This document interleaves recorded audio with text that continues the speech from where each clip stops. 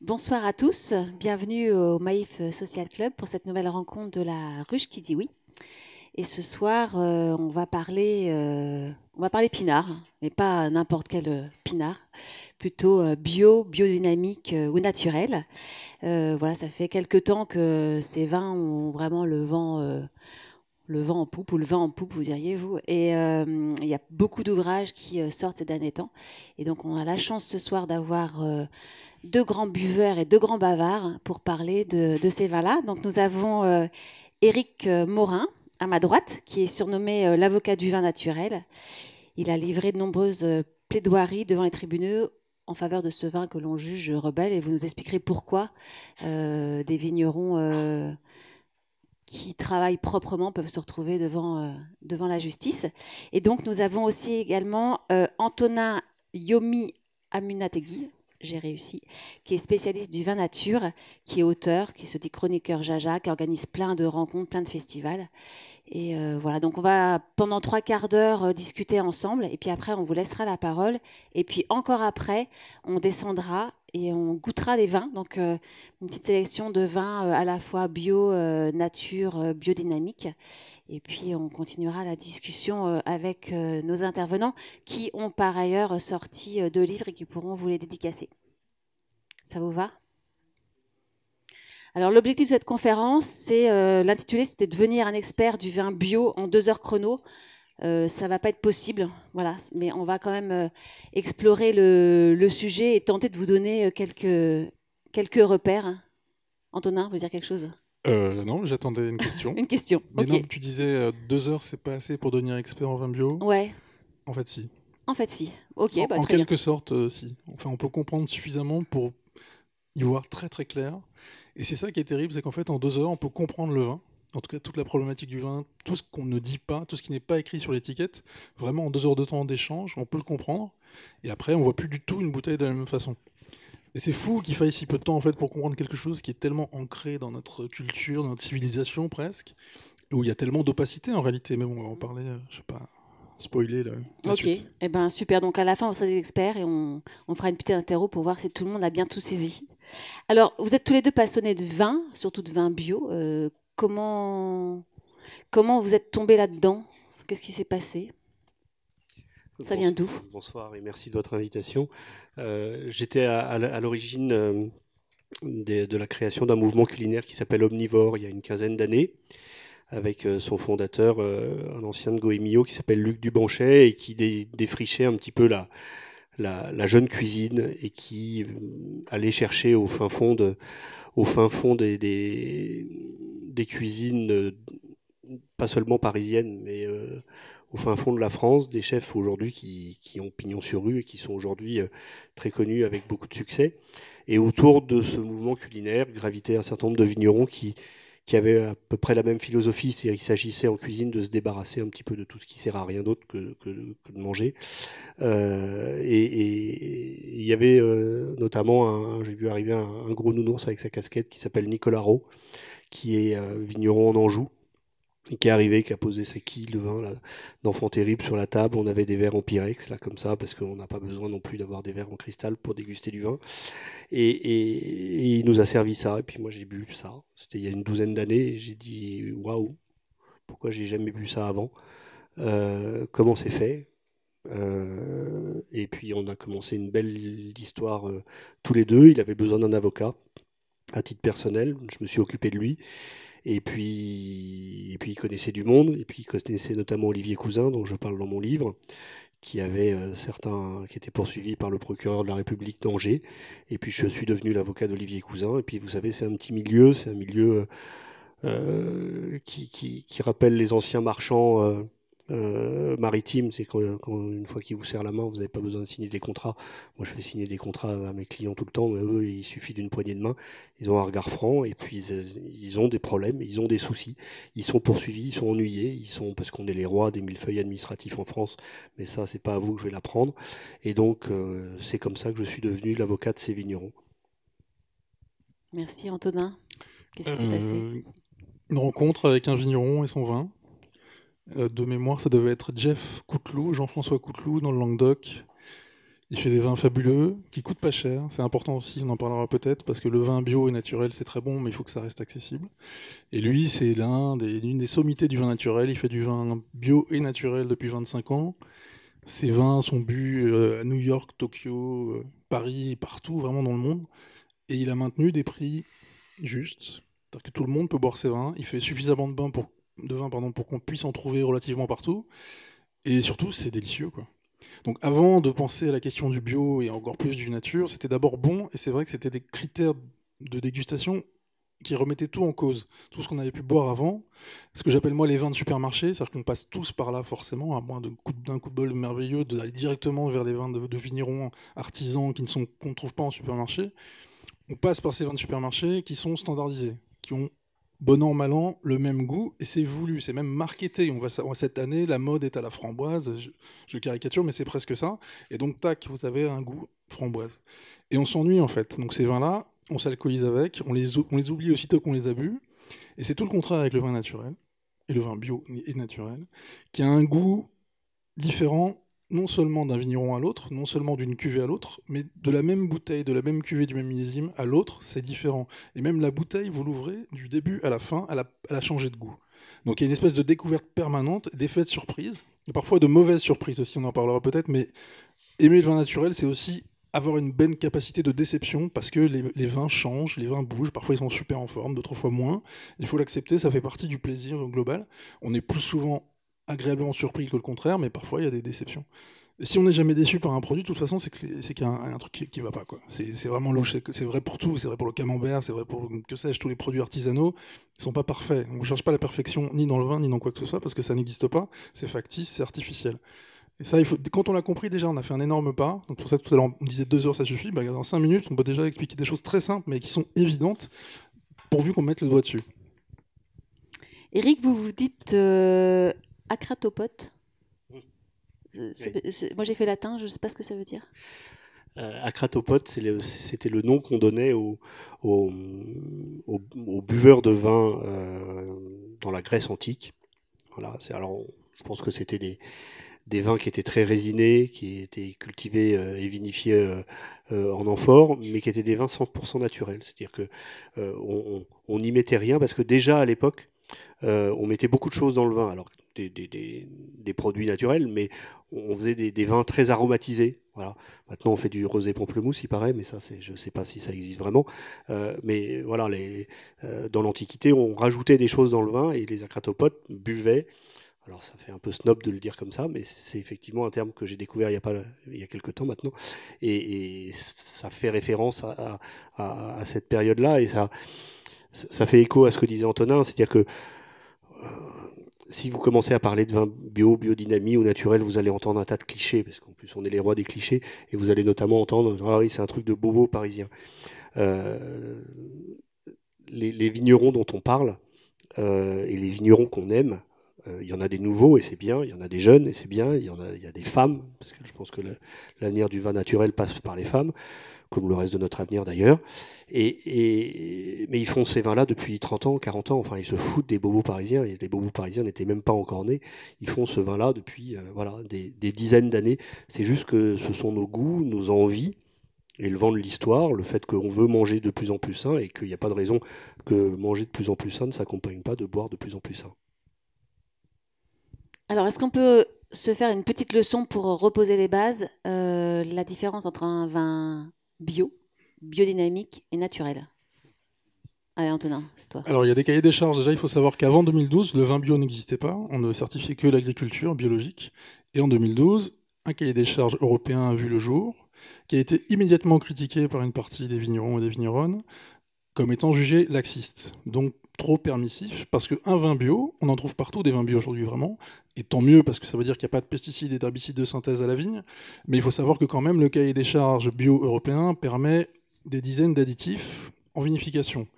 Il y a les sulfites évidemment, un peu moins que dans le vin conventionnel, mais il y en a beaucoup d'autres qui n'apparaissent pas sur l'étiquette. Et ça, c'est un vrai problème dans le vin en général, c'est que les additifs utilisés lors de la conception d'un vin ne sont pas mentionnés sur l'étiquette. Il y a une absence de transparence réelle, à part contient des sulfites, sans dire combien, ce qui en fait ne veut rien dire, parce que des sulfites, il y en a qui sont produits naturellement lors de la fermentation, à des seuils qui atteignent l'obligation de le dire. Donc c'est à partir de 10 mg par litre, vous devez le dire.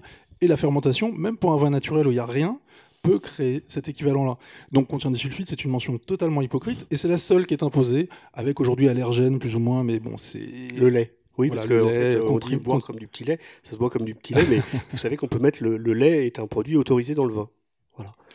Oui. Mais ça, personne ne le sait, puisque voilà. Alors, étant donné qu'il y a eu un développement des allergies, il y a, pardon de te contredire, mais la deuxième. Maintenant, oui. Voilà, mais c'est pas systématique, je le vois rarement. Bah oui, parce qu'ils ont arrêté, parce que c'était super gênant. Ils étaient quand même obligés de dire enfin qu'il y avait du lait dans leur vin, et ça devenait vraiment gênant. Donc ils ont trouvé d'autres subterfuges. Mais effectivement, on peut mettre du lait dans le vin.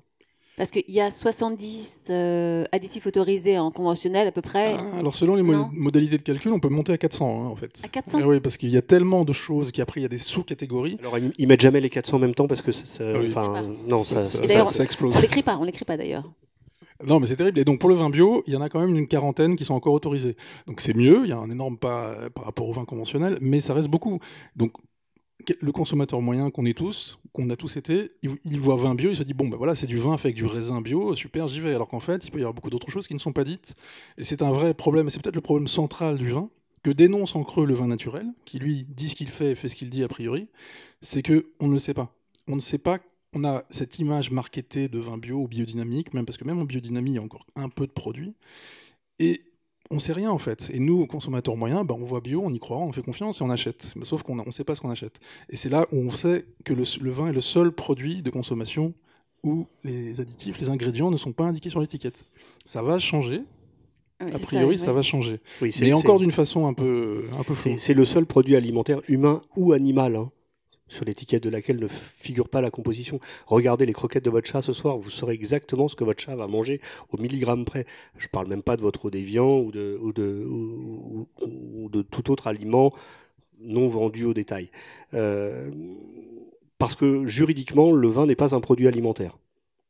Alors je fais souvent la blague, je ne sais pas par quel autre orifice que la bouche on peut l'ingérer, mais ça n'est pas un produit, juridiquement ça n'est pas un produit alimentaire, c'est un produit, voilà, c'est le vin, c'est un produit comme on dit chez les juristes sui generis, c'est sa propre, il a sa propre existence, et quand même ça doit interroger pour se dire qu'il en a fallu quand même des luttes, il en a fallu des lobbies, il en a fallu du pouvoir pour que l'étiquette de vin résiste à ce tout étiquetage. Aujourd'hui, le consommateur, il lit l'étiquette. On est tous comme ça à regarder parce que c'est écrit en tout petit. Depuis la vache folle, on a appris à lire les étiquettes. Depuis le développement des allergies, on a appris à lire les étiquettes. Et puis quand on prend l'étiquette, on regarde, et puis on a beau regarder, et puis il n'y a rien du tout. Et pourtant, comme le disait Antonin, 40 jusqu'à 400 produits différents qui peuvent être mis dans le vin. Et donc, qui trompe qui? Parce que moi, quand on vient poursuivre mes pauvres vignerons parce qu'ils ont mis une mention qu'ils n'ont pas le droit de mettre sur leur étiquette parce qu'ils sont en vin de France, et on vient poursuivre ce vigneron pour publicité trompeuse ou pour tromperie au consommateur. Mais qui trompe qui quand on ne met pas? Alors, c'est en train de changer. Il y a un projet, c'est plus qu'un projet, qui est bien avancé, mais vous savez que le processus législatif et réglementaire en Europe est long et compliqué. Ça a été voté déjà par le Parlement, c'est entre les mains de la Commission européenne. Tout est suspendu quand il y a des élections européennes 6 mois avant, parce que tout le monde part en campagne, et 6 mois après, le temps que tout le monde se remette un petit peu au travail. Mais c'est acquis. On sait que 2020, 2021, maximum 2022, il y aura cette information donnée aux consommateurs.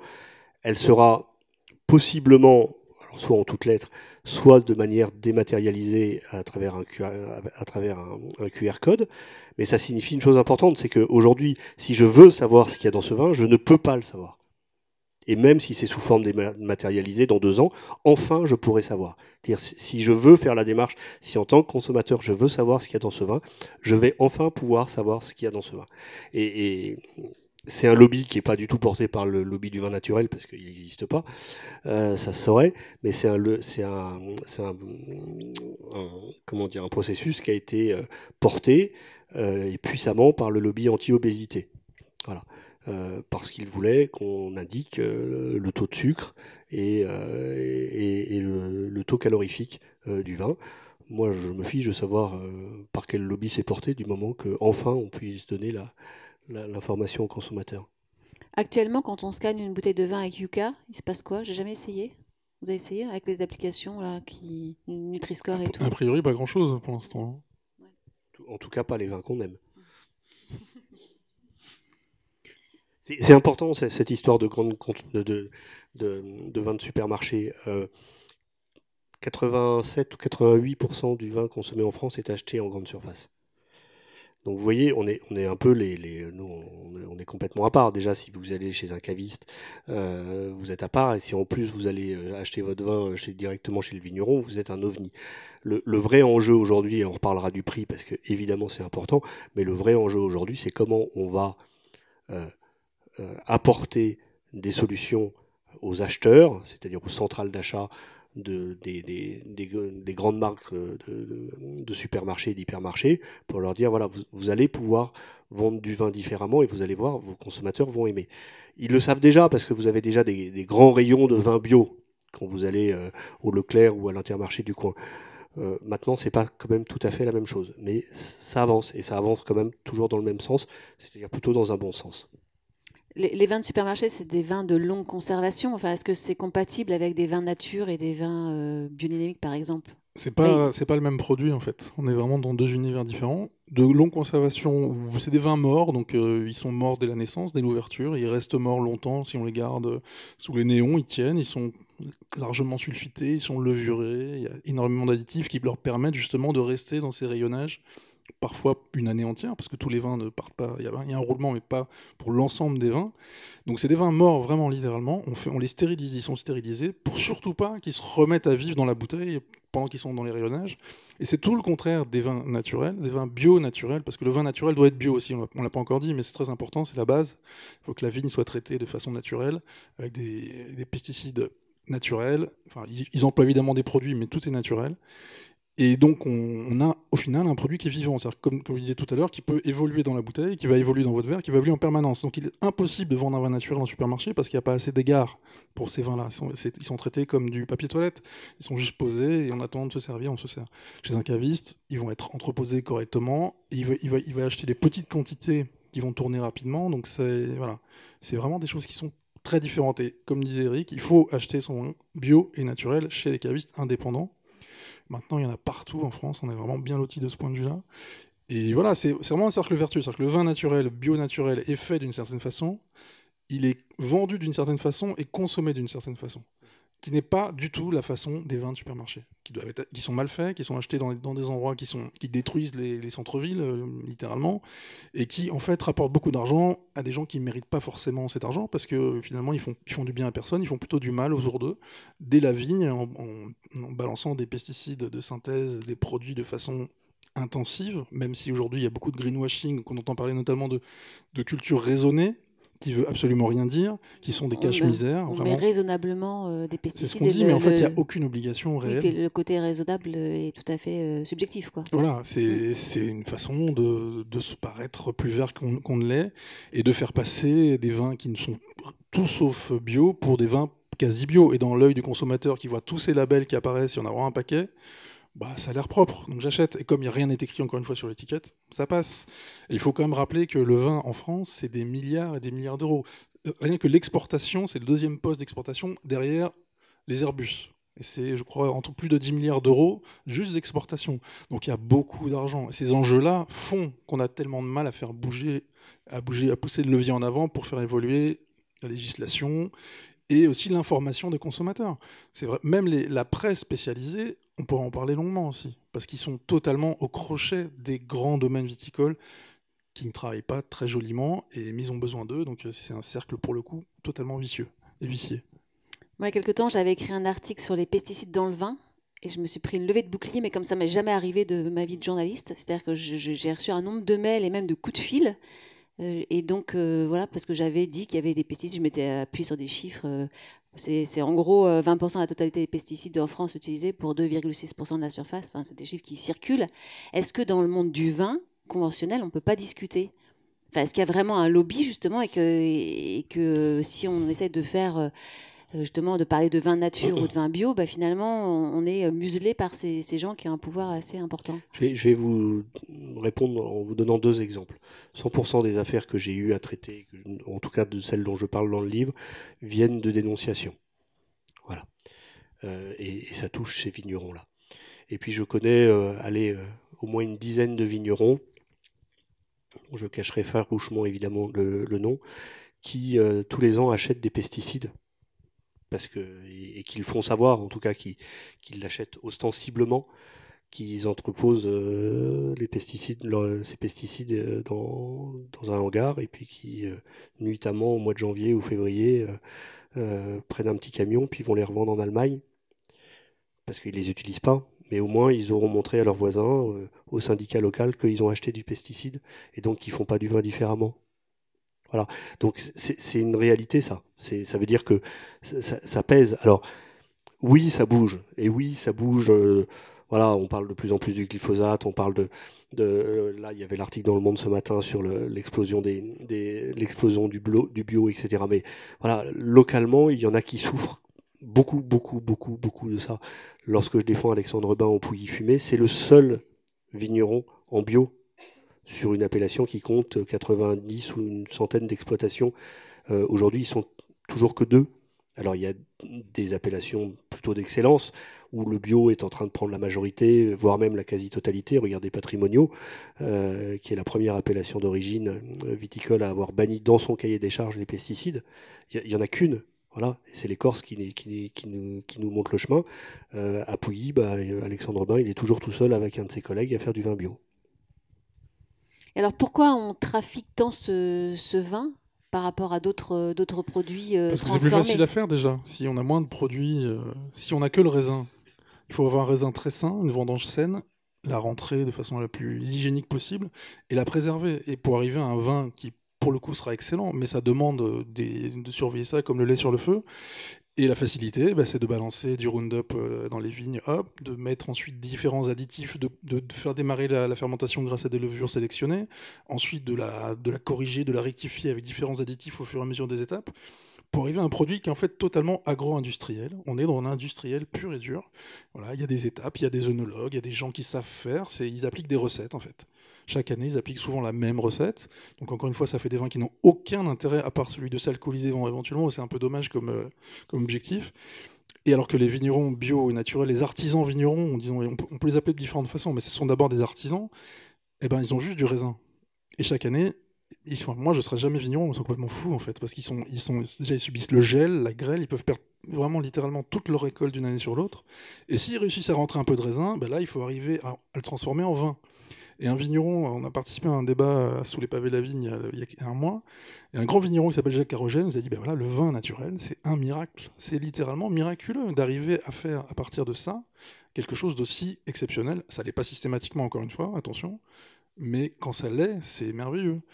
Donc c'est possible, surtout. Ça, il faut le savoir, c'est possible, mais c'est plus dur. Et la difficulté, c'est un frein énorme. C'est plus dur d'avoir tous les jours les pieds dans la terre et les mains dans la vigne, hein, plutôt que d'être soit sur son tracteur au loin, soit dans son laboratoire à rajouter ses poudres.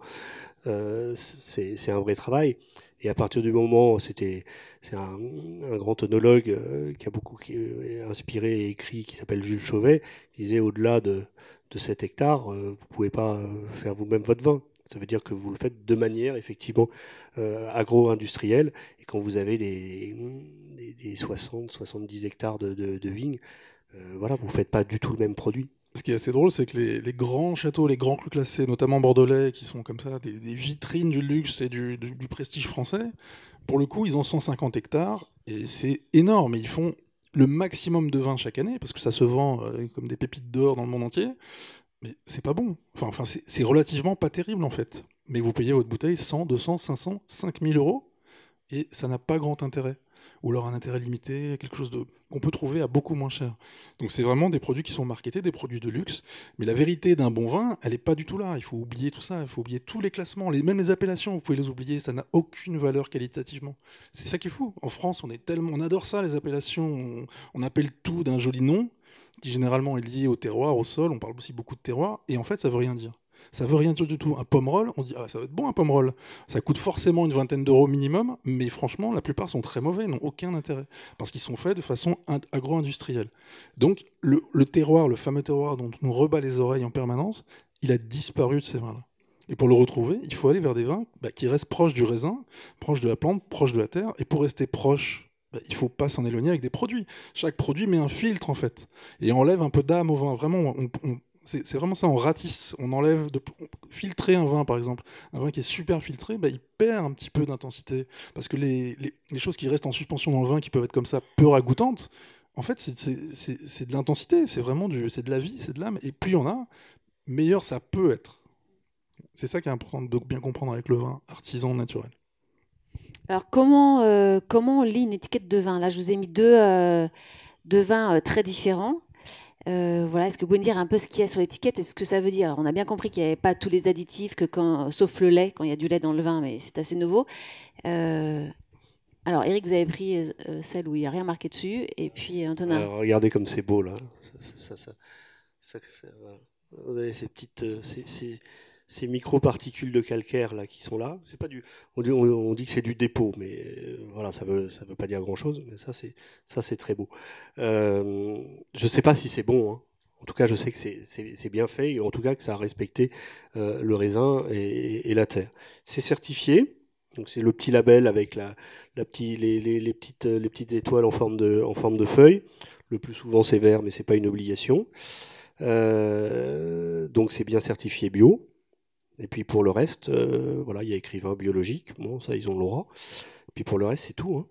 Il y a marqué que vin biologique sur celui-là? Oui, et puis avec le petit logo. Alors vous avez c'est obligatoire, la femme enceinte barrée, là pour dire qu'il ne faut pas boire quand on est enceinte. Mais vous savez, s'il veut exporter ce vin aux États-Unis, il n'a pas le droit, parce que la femme, elle est noire. Voilà. Et donc c'est discriminant. Comme quoi on n'a pas le monopole des réglementations à la con, hein, vous voyez. Non, mais c'était ce qu'on reprochait à un de mes clients, Olivier Cousin encore, parce qu'il avait pas mis le petit logo de la femme enceinte barrée. Il dit bah oui, moi je vends 60% de mon vin aux États-Unis, et de la même manière qu'ils ont supprimé les petits nounours Haribo noirs, parce que maintenant il n'y a plus que des verts, des rouges et des oranges, et ben vous n'avez pas le droit de mettre le logo de la femme enceinte parce qu'il est noir. Donc je sais plus comment il avait contourné le truc. Voilà, ça vous dit pas grand chose de plus, hein, vous voyez. C'est pour ça que aujourd'hui on a quand même un accès à l'information qui est quand même considérable. On a des outils pour savoir ce qu'on boit. S'ils m'écoutent, ils vont être ravis de la pub, mais c'est pas que de la pub. Aujourd'hui, il y a une application qui s'appelle Raisin, qui doit guider vos achats, qui doit guider vos voyages.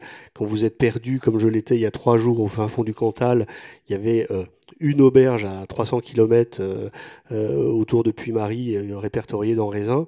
Bon ben voilà, j'ai trouvé le vin que j'aimais, et en général, quand c'est une auberge ou un restaurant, l'assiette suit aussi, parce que ceux qui vendent ces vins-là, ils ont aussi envie que leur assiette soit faite de la même manière que ce vin.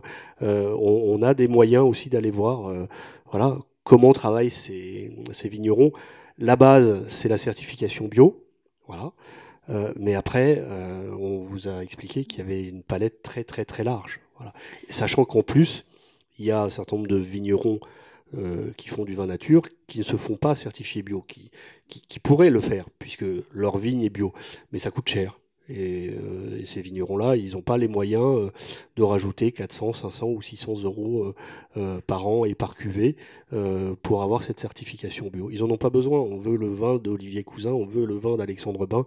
On se fout de savoir s'il est certifié, on sait comment il travaille. Après, c'est du travail, comme on dit en mauvais français, de sourcing. Quand vous connaissez vos vignerons, voilà, vous allez finalement acheter les mêmes, et vous allez très bien vous en porter. Oui, Raisin dont il parlait, ça vous dirige vers les meilleurs cavistes, c'est-à-dire ceux qui vendent du vin naturel. Et en général, c'est un peu comme les restaurants. Si vous allez dans un restaurant et que vous voyez sur la carte des vins naturels, souvent l'assiette est très bien aussi. C'est assez paradoxal, mais c'est vrai. Et au contraire, un restaurant où la carte des vins va être très chimique, très conventionnelle, généralement l'assiette elle est un peu embêtante. Et ça, c'est de plus en plus vrai. Et donc pour ce vin-là, donc je vais pas montrer l'étiquette parce que je vais en dire un peu de mal. Donc on voit juste que c'est un Bourgogne, c'est l'appellation. Donc encore une fois, ça ne veut absolument rien dire à part que ça a été fait quelque part en Bourgogne. C'est l'appellation générique, donc c'est la plus élargie. C'est du pinot noir, parce qu'évidemment la plupart des vins rouges de Bourgogne sont à base de pinot noir. Et c'est vinifié en fût de chêne. On ne sait pas combien de temps, on ne sait pas la qualité des fûts, on ne sait rien d'autre. Donc en fait là, il y a quand même il y a pas mal d'écriture derrière, mais en fait on n'apprend rien du tout sur la qualité du vin. On sait juste que c'est un pinot noir de Bourgogne, on ne sait pas comment il a été fait. Il va certainement avoir un petit goût boisé parce qu'il a été vinifié en fût de chêne et qu'ils insistent là-dessus. Il est évidemment pas certifié bio parce qu'il ne l'est pas. Il contient des sulfites, enfin voilà, les mentions obligatoires. Mais ça, c'est déjà, pour moi, c'est déjà un indice parce qu'il dit aussi, oui, ils disent ça va très bien sur les viandes grillées, les machins, les accords sur les étiquettes. Souvent, c'est un indice d'un vin classique, entre guillemets, de façon plutôt négative. Parce que c'est des étiquettes très traditionnelles, donc ils sont un peu comme ça ronflantes, où on vous explique qu'il faut servir le vin à 17 degrés 5, à 18 degrés, ce qui est beaucoup trop chaud d'ailleurs pour ce vin-là, il faudrait le servir plutôt à 14-15. Donc même les informations, il ne faut même pas s'y fier. Non seulement elles disent pas grand-chose, mais ce qu'elles disent est faux. Souvent, en plus, les accords mévins qui sont donnés sur les étiquettes, généralement, c'est vraiment n'importe quoi. Ou en tout cas, c'est pas du tout ce qui convient le mieux. Donc ça, c'est des indices. Une étiquette très chargée, généralement, c'est plutôt mauvais signe. Surtout voilà, si c'est un discours comme ça qui est assez lénifiant, assez ronflant, qui ne veut pas dire grand-chose. Il y a des vignerons bio, artisans, naturels, qui font aussi des étiquettes assez chargées, mais généralement, ils racontent n'importe quoi. Vous avez des exemples comme vin de table avec 4 chaises, où vraiment, ça part dans tous les sens, c'est des blagues. Souvent, d'ailleurs, les cuvées ont des noms assez drôles. Parce que, pour la simple et bonne raison qu'en fait, ils sont généralement en vin de France, donc ce qui est maintenant ce qu'on appelait avant vin de table, parce qu'ils sont hors des appellations, soit par choix, parce qu'ils ne croient pas du tout dans les appellations, soit ils sont vraiment littéralement rejetés, donc leur vin ne passe pas les dégustations d'agrément, parce qu'ils sont trop différents, trop atypiques, donc on pourrait reparler de l'atypicité, et donc pour se démarquer, ils font des étiquettes marrantes, ils choisissent des noms de cuvées vraiment parfois très drôles, et voilà, ils jouent autour de ça, c'est leur façon de se démarquer, et de montrer que c'est un produit vraiment différent, et encore une fois, qu'il n'y a pas besoin d'avoir d'appellation pour faire un bon vin, surtout pas. Par exemple, sur l'appellation, il faut savoir que soit vous êtes en vin de France, soit vous êtes en vin d'appellation. Et à partir du moment où vous êtes en vin de France, là encore, on va parler du consommateur moyen et de qui trompe qui, vous avez l'interdiction, quand vous faites du vin de France, d'utiliser un certain nombre de mentions qui sont pourtant des mentions importantes d'information au consommateur. Il y a encore 4 ans, en vin de France, on n'avait pas le droit de mettre le millésime. Voilà. Pardon, mais pour du vin, c'est quand même pas rien de savoir si votre vin il a 15 ans et ça fait 15 ans qu'il est conservé à côté d'un radiateur dans une épicerie de quartier, ou si finalement il vient de sortir du chai. Bon, maintenant on peut mettre le millésime. Vous n'avez pas le droit de mettre le cépage. Bon. Alors du coup, étant donné que vous n'avez pas le droit de mettre que c'est du gamay, il y en a qui font gamay à l'envers, ça fait Yamag. Étant donné que la DGCCRF connaît pas le verlan, elle se dit ça passe. C'est aussi une manière, vous voyez, de contourner ces interdictions à la con. Et puis vous avez tous les mots valorisants. À partir du moment où vous êtes en vin de France, tous les mots valorisants sont confisqués. Château, clos, tous ces mots-là, vous n'avez pas le droit, même si vous habitez un château, hein, même domaine. Même domaine, c'est réservé à l'appellation. Alors il y a un moment, ils se sont dit, étant donné qu'on n'a pas le droit de dire ce qu'on dit d'habitude sur les étiquettes, on va dire ce qu'on dit pas d'habitude, et donc ça donne effectivement des étiquettes un peu plus rigolotes et un petit peu plus punk que le Château Margaux, qui est quand même triste à mourir comme étiquette. Je me souviens d'un vigneron qui fait plus de vin depuis 2015, hélas. Il avait fait une étiquette toute noire, avec juste écrit en blanc dessus, en gros caractères, boire tue.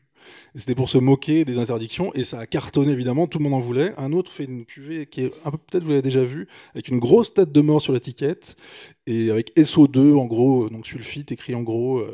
Donc il joue aussi à aller beaucoup plus loin, à être extravagant sur l'étiquette, parce que finalement c'est un média, l'étiquette. Quand on fait une bouteille de vin à 1000, 2000, 10 000 exemplaires, on la montre à 10 000 personnes, voire plus, parce qu'on est plusieurs autour de la table. Et en fait, il y a des messages à faire passer. Et ils ont compris ça, et ils en jouent de façon parfois vraiment admirable. Il y a vraiment des étiquettes qui sont magnifiques, même qui sont très très belles, avec des graphistes ou des peintres, enfin des peintures. Donc c'est un élément de communication extrêmement important qui se sont appropriés à tel point que maintenant, les conventionnels qui sont bien contents avec leur appellation, courent derrière et veulent faire la même chose. Et c'est ridicule. Ils font des trucs qui sont grotesques, vraiment. Ils font des vins en plus ils font des étiquettes qui ne correspondent pas du tout à ce qu'il y a à l'intérieur. Vous avez un vin très classique, très chiant, il faut le dire, avec une étiquette qui se veut rock'n'roll. Et voilà, donc là en plus il y a un double mensonge et c'est vraiment ridicule. Mais on sent aussi que voilà, les vins naturels, ils sont devant, c'est l'avant-garde. Ils ont tout compris avant les autres, ils en vivent. Pour une bonne partie d'entre eux, ils arrivent à en vivre. Ils sont rarement très riches, mais ils en vivent, ce qui est déjà pas mal pour certains. Et surtout, voilà, ils ont mis en place un système qui attire tout le monde. Et il y a une niche énorme maintenant commerciale dans laquelle toute l'industrie cherche à se jeter.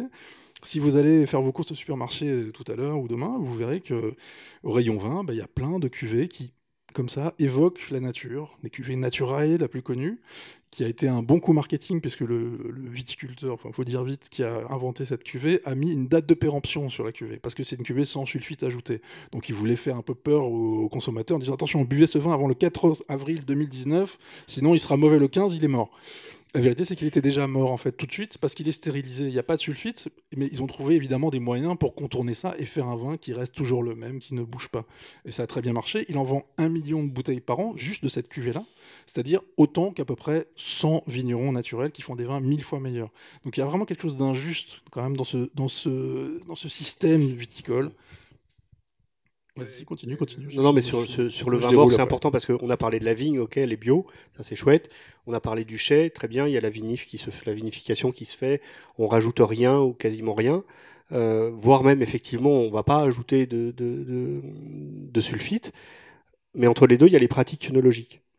Et le vin dont parle Antonin, c'est un vin flash pasteurisé. Alors tout le monde sait ce que c'est que le flash pasteurisation, parce que c'est le lait qu'on boit. Alors vous avez vu le lait qu'on boit aujourd'hui, qu'on vous vend aujourd'hui, c'est du lait transparent, c'est du lait qui n'a plus aucun goût, c'est du lait quand on va l'analyser, il n'a plus aucune propriété du lait, et pourtant on nous dit d'en boire, et d'ailleurs d'en boire bien trop par rapport à nos besoins en lait. Bah là c'est pareil, on a pris le vin, on l'a monté en température jusqu'à 90-115 degrés, voilà, pendant 3-4 secondes, et puis on va le faire redescendre en température aussi vite. Et là, il ne peut plus rien lui arriver.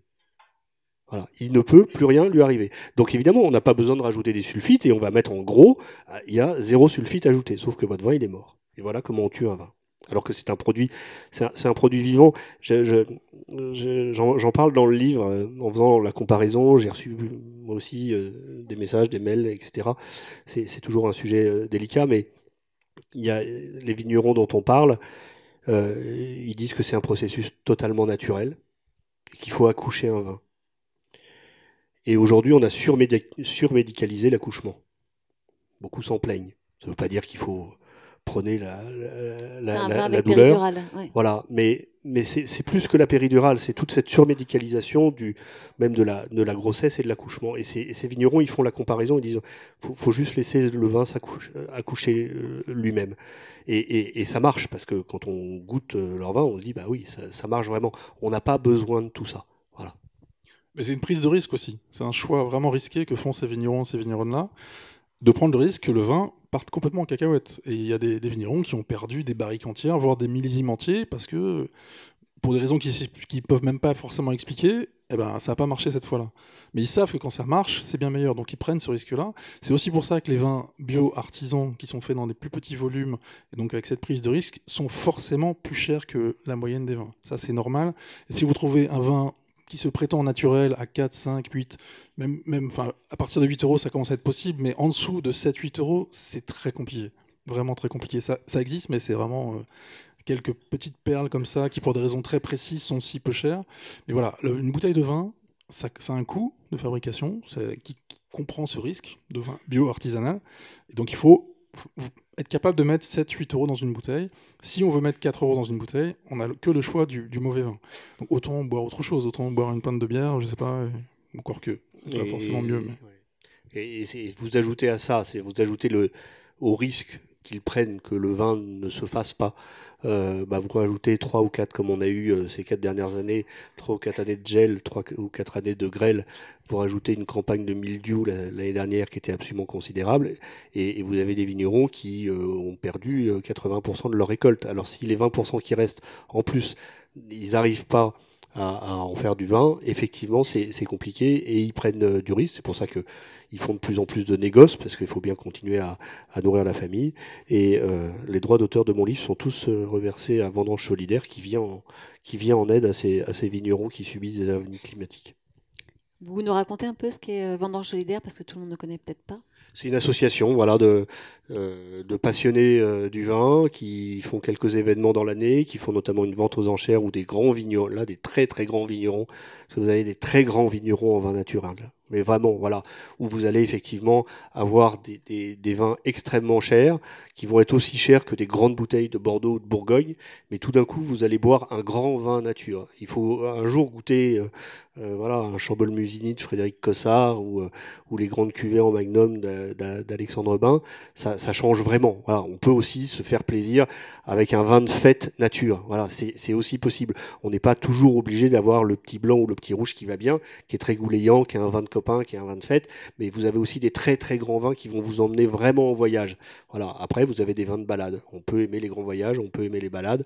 Les deux sont pas incompatibles. Et vous avez une association qui s'appelle Vendange Solidaire et qui tous les ans récolte des fonds et les reverse à des vignerons. Bah voilà, certains en bord de Loire, après les épisodes de grêle cette année, ils ont perdu 100% de leur récolte. Voilà, c'est-à-dire c'est 0, 0, 0, 0. Voilà, il n'y a rien qui rentrera dans les caisses. Donc ils en ont besoin. Ça touche aussi tous les autres vignerons. Hein. La grêle et le gel, elle vient pas se focaliser. Voilà, sauf que eux, comme l'a expliqué Antonin, ils prennent plus de risques. Et puis ils ont pas des fonds de pension chinois derrière dans leur actionnariat. Alors, entre le vin bio et biodynamique et naturel, il y a les sulfites, enfin, qui est un peu le sujet et puis le curseur. C'est quoi l'enjeu des sulfites et est-ce que c'est grave un vin avec des sulfites ajoutés ou est-ce qu'il faut vraiment Et un vrai limiter? problème avec les sulfites, c'est que c'est aujourd'hui l'arbre qui cache la forêt des additifs. C'est-à-dire qu'on ne parle que des sulfites. On veut tous boire des vins sans sulfites ajoutés. Mais si on focalise là-dessus et qu'on réduit la question à ça, on passe vraiment à côté du sujet parce que les sulfites, encore une fois, il peut y en avoir naturellement pendant la fermentation. On peut en rajouter un tout petit peu, un peu, beaucoup, énormément. Et en fonction de ce qu'on fait, de ces gestes-là, de ces choix de vinification, eh ben, on fait un produit totalement différent. Un peu de sulfite, c'est pas grave du tout. Beaucoup de vignerons qu'on dit naturels mettent, contrairement à ce qu'on croit, un peu de sulfite à la mise en bouteille. Donc souvent on dit le vin nature c'est le vin sans sulfite. Ben non, c'est juste le vin. C'est le seul additif qui est autorisé entre guillemets dans le vin naturel, c'est les sulfites. Donc c'est surtout pas un vin absolument sans sulfite ajouté. Après évidemment certains vignerons nature font le choix, décrètent qu'ils ne mettent jamais de sulfite dans aucune de leurs cuvées, mais c'est une prise de risque supplémentaire parce que les sulfites, bah, ça encadre le vin, ça le protège, c'est sa fonction de le protéger. Et faire le choix de ne pas en mettre du tout, moi, j'ai un vrai tropisme, j'ai une préférence pour ces vins-là, mais je comprends très bien qu'un vigneron ait un peu peur, en fait. En fait, ils disent, nous, on met des sulfites, c'est pour dormir la nuit. Parce que si on n'en met pas, ben, on sait que bah, peut-être le lendemain, on va se réveiller, on a du vinaigre, quoi. J'exagère un petit peu, mais c'est presque ça. Donc faire le choix d'en mettre jamais sur aucune cuvée, quelle que soit l'année, quel que soit le millésime, quelle que soit la qualité de la vendange, c'est un choix un peu fou. Mais voilà, ces vignerons, ces vigneronnes, ils sont capables de faire ça. Et donc ils sont aussi hyper respectables pour ça. Mais pour revenir à la question, les sulfites, c'est vraiment l'arbre qui cache la forêt. C'est pas le problème, les sulfites. S'il y en a un tout petit peu, c'est pas grave. Ce qu'il faut, c'est pas en mettre trop. Parce que dans les cahiers des charges, on a le droit d'en mettre beaucoup. Jusqu'à 400 mg par litre sur certains vins liquoreux, 200 si je ne me trompe pas sur les rouges. 180, 250 et jusqu'à Voilà. 400. Et là, ça fait mal à la tête. Et là, vraiment, ça fait mal à la tête. Et ça change le goût du vin surtout, c'est ça qui est important. C'est les sulfites qui font mal à la tête? Oui. C'est pas que les sulfites, mais dans le processus, il y a les sulfites évidemment. Et surtout, vraiment, il y a des vignerons qui sont amusés à faire la même cuvée, une sans sulfite ajouté, l'autre avec un peu de sulfite. Et même visuellement, on voit, c'est plus du tout le même produit. Tout a changé, tout change. Le goût change complètement, mais d'une façon impressionnante. Donc, il faut goûter des vins sans sulfite, des bons vins sans sulfite, parce qu'il y en a évidemment des très très bons, des merveilleux même, pour comprendre ce que vise. En fait, le vin sans sulfite ajouté et sans rien d'autre d'ajouté évidemment, c'est le vin idéal. Mais pour arriver au vin idéal, eh ben, il faut être d'abord un très bon vigneron, parce qu'évidemment, si on se décrète, on commence et tout de suite on veut faire des vins nature, eh ben, on peut se casser la figure très vite, parce que c'est vraiment difficile. Mais il faut pouvoir goûter ces vins-là pour comprendre de quoi on parle. Et c'est assez facile aujourd'hui d'aller chez un caviste et de demander, voilà, je connais pas bien, je voudrais goûter un vrai vin nature, donc sans rien ajouter, même pas un poil de sulfite. Et le caviste, il va voir que vous débutez, ben, il va vous mettre quelque chose dont il sait qu'il y a une garantie de qualité, parce qu'il connaît le vigneron qui travaille très bien depuis 20 ans, donc il ne fait pas des erreurs de débutant, entre guillemets. Et vous allez être vraiment, si la bouteille a envie de vous parler ce jour-là, mais vous allez être conquis. Et ce qui est drôle, c'est qu'avec le vin naturel, quand on fait cette rencontre-là, il n'y a plus de retour en arrière. On peut même devenir assez militant comme Eric et moi, vraiment devenir un peu obsessionnel de ça, mais même sans les aller jusque-là, au niveau du goût, une fois qu'on a rencontré cette bouteille-là, parce qu'il y en a toujours une première, plus jamais vous irez au supermarché prendre le petit Bordeaux à 4,90 € parce que vous ne pourrez même pas le boire. Ça vous embêtera dès la première gorgée. Sur les sulfites, c'est important parce que le vin naturel, moi je le dis souvent, c'est la réhabilitation du vin blanc. Autour de vous, demandez le nombre de personnes qui vont vous dire « Ah non, je ne bois pas de vin blanc, ça fait mal à la tête ». Évidemment, le vin conventionnel, blanc, c'est là où on met le plus de sulfite, parce que le vin blanc, on a besoin pour être stabilisé. 250 jusqu'à 320 pour certains milligrammes par litre. Là, les vignerons dont on parle, qui vont tendre à ne pas en mettre, qui, quand ils en mettent, ça leur crève le cœur. Voilà. C'est parce qu'ils sont obligés d'en mettre. Ils se disent sinon, le millésime est compliqué à vinifier. Là, le vin, le processus s'est fait de manière un petit peu aléatoire ou erratique. Je veux le sauver. Moi, je veux aussi qu'il sauve son année et qu'il puisse nourrir ses gosses. On parle de 5 mg par litre. 320, 250. Là, on parle de 5 mg. Moi, j'arrive pas encore. J'ai pas un palais suffisamment développé. Entre la même cuvée sans aucun sulfite ajouté et le même vin avec 5 mg, je défie quiconque d'arriver à trouver et à sentir ça. À 10, à 15, à partir de 20, ça devient problématique. Mais vous voyez qu'on n'est pas du tout dans les mêmes doses. Entre 20 mg par litre et 250, il y a quand même un rapport de 1 à 15. Et là, une fois encore, rien n'est marqué sur l'étiquette. Et encore une fois, rien n'est marqué impossible de savoir. Contient des sulfites. Ça, oui, c'est mais écrit. pas combien. Pas combien. Donc entre Certains le le mettent. 3, le 5 et le 400, il n'y a aucune idée. Certains le mettent, mais il n'y a aucune obligation de mettre le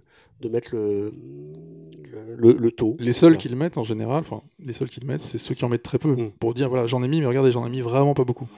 Et sinon, c'est contient des sulfites. Mystère, grand flou.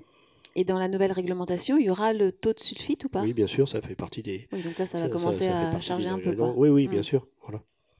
Et d'ailleurs, dans beaucoup on donne quelques adresses à la fin du livre, et puis il y a un excellent guide qui s'appelle le Glou Guide sur des vins nature à moins de 15 €.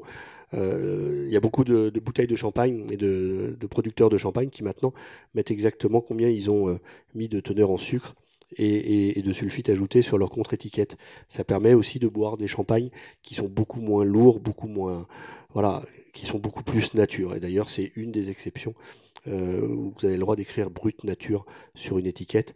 En général, ce sont des vins où il y a eu une dose de teneur en sucre extrêmement faible et en sulfite également. Alors, dans le livre d'Étienne Davodo, qui a fait un livre il y a déjà quelques années qui s'appelle Des ignorants, donc sur du vin en biodynamie, il dit moi, la biodynamie, je ne comprends pas très bien comment ça marche, mais en tout cas, toutes les personnes qui font du vin en biodynamique sont des personnes exceptionnelles. Est-ce qu'on est forcément une belle personne quand on fait du vin nature? Vous avez rencontré des cons aussi, ça existe ou pas? Il y en a des cons, il y en a quelques-uns aussi. Mais il y en a moins, je pense. Il y en a moins. Qu'est-ce qu'ils ont en commun, les personnes que vous avez pu rencontrer qui font du vin nature? Il y a beaucoup d'idéalistes. Il y a aussi beaucoup de gens qui aiment boire du vin. Ils font d'abord le vin qu'ils aiment boire eux-mêmes. Donc ils n'ont pas envie d'avoir mal à la tête, ils ont envie d'avoir des réveils le matin plus frais que si on boit du conventionnel. Donc c'est déjà très intéressant d'avoir quelqu'un qui aime son propre produit. Parce que moi, j'ai vu, de mes yeux vu, des viticulteurs conventionnels entrer dans des bars à vin nature et boire tout sauf les vins que eux-mêmes faisaient. C'est-à-dire qu'ils vont vendre dans le monde entier des Bourgognes très chers ou des Bordeaux, de toutes les régions d'ailleurs, mais eux, ils vont boire un petit Beaujolais nature au bistrot du coin. Et je les ai vus, c'est drôle, quoi. Donc les vignerons naturels et les vigneronnes font d'abord les vins qu'ils aiment, et souvent, ils ont un discours assez idéaliste. Il y a toutes sortes de discours, d'ailleurs, il n'y a certainement pas une voie toute tracée du vin nature, mais généralement, il y a une réflexion avant. Certains ont eu des soucis de santé, ou ont vu autour d'eux des gens avoir des soucis de santé, donc ils sont contre les pesticides de synthèse. Déjà, c'est la base, évidemment. Et ensuite, ils veulent faire un vin sincère. Moi, j'aime bien le mot de sincérité dans le vin, parce que faire un vin comme ça implique d'avoir en soi une forme de sincérité et d'authenticité énorme, parce qu'encore une fois, on prend des risques. Et on les prend pour qui? On les prend pour les autres aussi, c'est pas que pour soi. Parce que si on perd toute sa récolte, il n'y a que soi qui en pâtit. C'est pas le consommateur, il ira boire autre chose. Donc il y a vraiment une forme de générosité à donner ça. Il faut rappeler que ça doit représenter, à tout casser, 1% du volume du vin mondial, ce petit vin bio-artisan. C'est rien, c'est écrasé par le bulldozer du conventionnel, de ces vins sans intérêt qui sont faits pour faire gagner le plus d'argent possible à ceux qui sont derrière. Et voilà, donc comme je disais tout à l'heure, ils sont à l'avant-garde de quelque chose. Moi, j'appelle ça un retour vers le futur, parce qu'on revient pas, ils inventent rien, ils reviennent juste à ce qu'on faisait au départ. Pour faire un petit point historique, le vin existe depuis, grosso modo, 8000 ans. Évidemment, à l'origine, il était naturel, on n'appelait pas ça comme ça, mais on faisait du vin avec du raisin et point final. Et on revient à ça, parce que ça marchait déjà. Et la parenthèse chimique c'est depuis la fin de la Seconde Guerre mondiale jusqu'à aujourd'hui. Donc c'est minuscule. L'histoire du vin, c'est 8000 ans, et on a 80 ans de parenthèse chimique qui veut nous faire croire que c'est le vin traditionnel. Ils ont confisqué, comme tu disais, les mots traditionnel, conventionnel, comme si la normalité, c'était ça, c'était de mettre des produits à la vigne, de mettre des produits dans le chai, dans le fût. Non, ça, c'est un mensonge, c'est un mensonge, c'est un pur mensonge. On invente une histoire, on nous convainc de cette histoire parce qu'il y a beaucoup d'argent, il y a un lobbying, pour le coup, très important des vendeurs de produits phytosanitaires, évidemment un lobby viticole, en tout cas cette frange du lobby viticole qui veut surtout pas qu'on change les règles parce que ça leur nuirait en premier lieu. Et c'est là où le vin naturel est super. Parce que lui, sans rien faire, il n'existe pas le vin naturel. On n'a pas le droit de dire vin naturel. Si vous êtes caviste et que vous mettez vin naturel dans votre vitrine, potentiellement, c'est 2 ans de prison et 30 000 € d'amende. Parce que le terme, l'expression n'a pas été encadré juridiquement. Donc ces gens-là qui ne font pas du vin naturel, on ne sait pas ce qu'ils font. Ils sont en train de casser la baraque. Tout le monde veut boire ces vins-là. Et derrière, on voit les industriels qui courent pour essayer de prendre une part du gâteau, mais ils n'ont aucune chance. Parce que comme disait Eric, si on a 1000 hectares de vignes, on ne peut pas faire de vin naturel. On fait un vin pseudo-naturel, mais qui reste totalement industriel. Et même au goût, ça se sent tout de suite. Et même vous, si vous ne connaissez pas le vin, je vous mets une bouteille de vin naturel acheté en supermarché et un vin naturel d'Alexandre Bain ou de bien d'autres.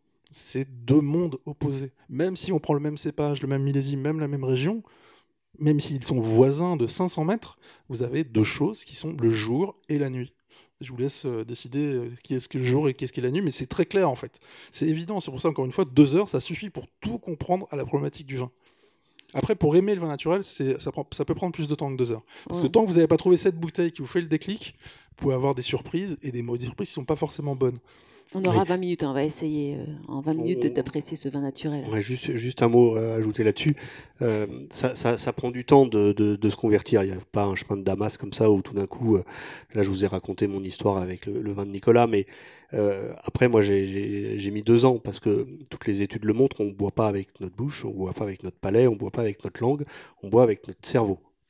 Et à partir du moment où on vous sert un vin, et que vous le voyez, c'est pour ça que les dégustations à l'aveugle, elles se font vraiment à l'aveugle dans des verres totalement opaques. Vous avez déjà une foultitude d'informations qui sont arrivées à votre cerveau. Vous savez que le vin il est blanc, vous savez que le vin il est trouble, vous savez que le vin il est frais, avant même d'avoir mis le nez. Alors déjà votre cerveau il est conditionné, il sait que vous allez boire forcément quelque chose qui va ressembler à une palette de goût qu'il a déjà rétrécie. Et puis au fur et à mesure, quand vous allez le sentir, quand vous allez le boire, il va donner d'autres informations à votre cerveau. Désintoxiquer le cerveau du vin conventionnel, moi ça m'a pris 2 ans. Et il ne faut pas y aller tout de suite avec des vins un peu barrés, parce que vous dites non, ça sent pas bon. Après, on apprend, mais on peut y aller progressivement avec des vignerons qui travaillent extrêmement bien et d'une manière extrêmement propre, et se dire tout d'un coup, tiens, finalement j'ai passé une bonne soirée, finalement j'ai pas eu mal à la tête, finalement tout le monde a aimé. Faire une expérience comme j'ai fait il y a 15 jours dans une réunion d'avocats pénalistes. Il y avait 200 avocats pénalistes, de tous les avocats pénalistes qui comptent en France et qui sont surtout des grands buveurs d'étiquettes parce que ça fait chic. Et le président m'avait dit c'est toi qui choisis le vin. J'ai pris un vin blanc, un vin rouge. Il m'a dit mais on a... Alors au début il disait c'est Eric qui a choisi le vin comme ça et puis étant donné que tout le monde lui disait mais il y en a encore, voilà. Et le vigneron que j'ai choisi il m'a dit j'ai explosé mes commandes parce que c'est des très bons clients, tes confrères. Voilà, ça marche quand vous dites à quelqu'un c'est un vin naturel, déjà il va se dire je vais traquer le défaut, ce que l'on fait nulle part quand on vous sert un vin. C'est-à-dire qu'on vous sert un vin n'importe où, vous allez le boire, vous allez dire tiens j'aime pas, parfois même vous allez même pas vous dire j'aime pas, vous allez le boire, point final. Si on vous dit c'est un vin naturel, vous allez dire oui, ça sent bizarre, tiens ça sent, non, on boit, c'est bon. Voilà. Et alors on ne commande pas le vin naturel de la même manière que le vin conventionnel. Enfin, il y a beaucoup de codes quand on boit du vin classique. Enfin, il y a tout un vocable qui est associé. Le vin nature, est-ce qu'il s'en affranchit? Est-ce qu'on boit ça comme une bière? Et est-ce que du coup, ça permet... La bière, c'est assez proche. On dit souvent que le vin naturel, c'est la bière. C'est pour ça qu'il y a un public plus jeune aussi. Ça conquiert des buveurs qui ont une vingtaine d'années et qui ne buvaient pas de vin avant. C'était pour papa, le vin. Maintenant, on voit dans les bars à vin des jeunes d'une vingtaine d'années qui adorent le vin naturel. C'est devenu très hipster, même un peu trop. Ça évidemment, il y a toujours ça va toujours trop loin quand ça marche. Mais c'est super. Et c'est parce que, précisément, tout ce décorum, tout ce code de langage qui est très verticale. Donc c'est le sachant qui va expliquer le vin, le sommelier qui sert et on doit le Ces respecter. légers arômes de vanille, accompagnés Voilà, d'un petit peu de tout myrtille ça, et d'une pointe de cassis. et c'était, je voulais réagir à ce que tu disais tout à l'heure. Quand on nous sert un verre de vin, on a déjà des informations et il y a un truc qui est assez drôle, c'est que le prix du vin, si vous connaissez le prix du vin, vous avez déjà, ça va changer votre goût. Plus le vin est cher, plus vous allez le trouver bon. Et ça a été vraiment, il y a des scientifiques qui ont fait des études. Je dis voilà, je vous sers deux vins, celui-ci c'est 50 euros, celui-ci c'est 5 euros, c'est le même vin. Vous avez 90% des gens vont préférer celui à 50 parce qu'ils disent bah il vaut 50 donc il est forcément meilleur et donc vous allez vous forcer à le trouver meilleur. Et donc le vin naturel a cassé tout ça et a fait un truc un peu nouveau qui est le vin en fait c'est simple, c'est pas compliqué, tu aimes pas, super, on continue, on avance et en général on aime et c'est simple, c'est plus simple à boire aussi. Quand c'est relativement bien fait, il n'y a pas besoin que ce soit des vins exceptionnels, si c'est exceptionnel tant mieux, mais juste quand c'est bien fait, c'est facile, ça passe bien, c'est quelque chose de presque désaltérant. Bon, c'est de l'alcool, donc ça désaltère pas vraiment, mais il y a cette impression de fraîcheur, de facilité, de fluidité, quelque chose de plus pur, de plus authentique. Et donc, c'est plus accessible. Et dès qu'on passe la timidité naturelle qu'on peut tous avoir vis-à-vis du vin, qui est un produit comme ça, surtout en France, très prestigieux, qui est censément très compliqué, et qu'on comprend qu'en fait, non, c'est juste une boisson. D'abord, c'est d'abord une boisson, on en boit pour se faire plaisir. Et si on a du plaisir en buvant, on a gagné, c'est bon, il n'y a rien d'autre à dire. Après, on met les mots qu'on veut dessus. Et ça qui est pas mal dans le vin naturel, c'est que voilà, tout ce langage qui est tellement lourd, il y a même des études pour apprendre à décrire les vins. On n'en a plus besoin dans le vin naturel. On dit ce qu'on veut. Et au contraire, plus on dit n'importe quoi, en fait, des choses nouvelles, étonnantes, originales, plus on s'approche, à mon avis, de la vérité du vin. Il ne faut surtout pas rester dans ce cadre très protocolaire des mots qu'on utilise depuis 100, 150 ans pour décrire les vins. Non, tous les vins n'ont pas des parfums de fruits très précis. Moi, parfois, je trouve des fruits qui n'existent pas moi, dans le vin naturel. Voilà, c'est des tels mélanges d'arômes qu'il faut inventer des mots. Et c'est ça qui est super avec le vin naturel, c'est qu'il y a cette liberté dès la bouteille, dès la consommation, et d'en parler aussi, de le boire d'une façon démocratique. Pour moi, c'est un vin qui est démocratique. Déjà dès le prix, parce qu'on peut trouver des vins naturels pas trop chers, mais même en termes d'échange, de goût, de partage, on se prend pas la tête, quoi. Alors vous dites aussi, enfin on se prend pas la tête, mais vous dites aussi que boire du vin naturel, c'est presque un acte politique. Donc là, on revient un peu au cérébral. Par Qu'est-ce rapport qu'on à tout ce défend? qu'on a dit, Voilà. oui, de fait, c'est clairement un acte politique, c'est un acte de consommation. De toute façon, on sait bien que consommateur, ce qu'on achète, ça a une incidence, un effet papillon énorme. On le sait très bien, acheter bio, ne pas acheter bio, acheter industriel, acheter artisanal, acheter local, acheter pas local. Et ben dans le vin, c'est exactement la même problématique. Donc, évidemment, on vote quand on achète, et c'est pareil dans le vin. Et on défend aussi des vignerons qui parfois ont des problèmes avec la justice. Qu'est-ce qu'ils ont comme type de problème? Enfin, qu'est-ce qu'on leur reproche? On est très très inventif. On a voté dimanche dernier pour l'Europe. L'Europe, les appellations d'origine, c'est AOP. Et chez nous, c'est AOC. On est les rois des contrôles, et c'est l'Europe qui protège. Si on n'avait que les règles européennes en matière agricole, en matière viticole, et même dans un local comme ici, qui accueille du public, donc qui est soumis à des normes, etc. Si on n'avait que les normes européennes, je vous assure que tout le monde s'en porterait tellement mieux et on serait tellement allégé. Le problème, c'est qu'à chaque fois qu'il y a une norme européenne qui s'applique directement en France, et 80% s'applique directement, sans transposition, nous, on en rajoute. Voilà, parce qu'il faut faire vivre les douanes, il faut faire vivre la DGCCRF, il faut faire vivre la DDPP, il faut faire vivre tous nos services administratifs qui sont par ailleurs sans doute très, très compétents et très utiles, mais on va en rajouter.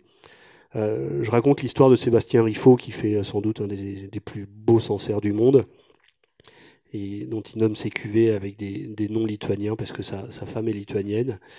Et un jour, il a vu arriver, il va dans ses vignes le matin, et puis il y avait trois personnes là en costume, avec un double décimètre, et ils étaient en train de mesurer la hauteur de l'herbe entre ces rangs de vignes, parce qu'elle faisait 80 cm, et vous savez, l'herbe c'est dangereux entre des vignes.